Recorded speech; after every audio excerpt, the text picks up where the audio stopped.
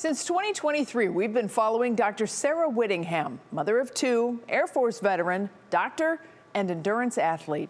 Beyond her triumphs, she's also a Parkinson's patient who's spent the last 2 years turning her diagnosis into a mission to help others. Here's Lindsay Buckingham. Week after week at Cleveland Clinic's Walker Center. Ready, go. Dr. Sara Whittingham gets right to work. Balance drills and coordination exercises.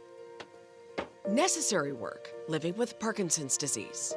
She spent the last 2 years turning her diagnosis into a mission.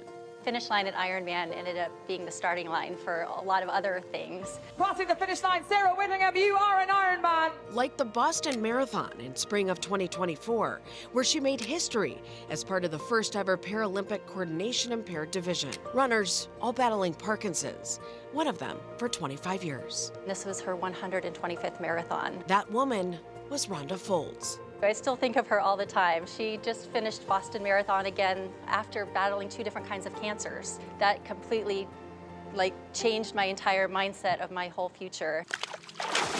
I decided I needed to set long-term goals in decades, not just months. Just as she does every day of her life, she got to work. A few months after Boston, she went to the Paralympic trials. I fell in the 200 meters flat on my face, but I tell my husband that if the goal was to raise awareness about the challenges of living with Parkinson's disease, then the day was a success. Then this past November, she ran the New York City Marathon. Her work carried her even further. There was so much that I was learning from the Parkinson's community that was not in any medical textbook. As a doctor and patient, she noticed a gap.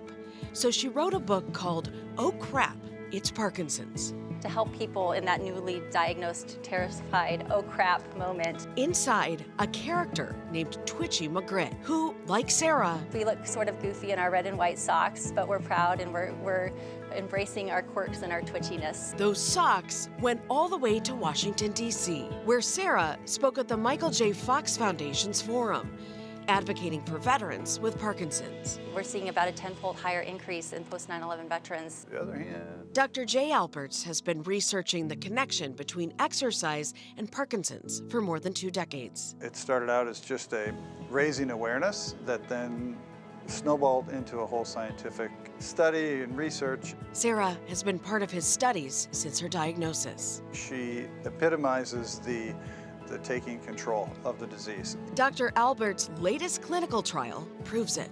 1 year of consistent aerobic exercise can slow the progression of the disease. The impact of that message and Sara's story is still growing. I've just been so fortunate in the opportunities that I've been given to share my story and to help other people, and grateful to the people who've inspired me that I've met along the way. At 51, Sara's still racing, advocating, and proving every step of the way that her work is never done. That's the lesson that I've learned, that the power of dreams and to always keep chasing them. Lindsay Buckingham, 3 News.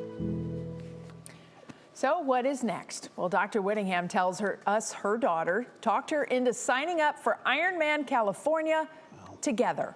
And they're going to do that next October.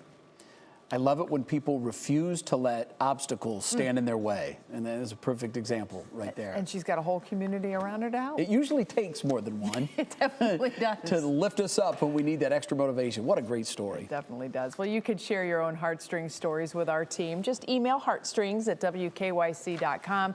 And don't forget, if you'd like to see more of these stories, you can catch Heartstrings every day at 9 on our WKYC app.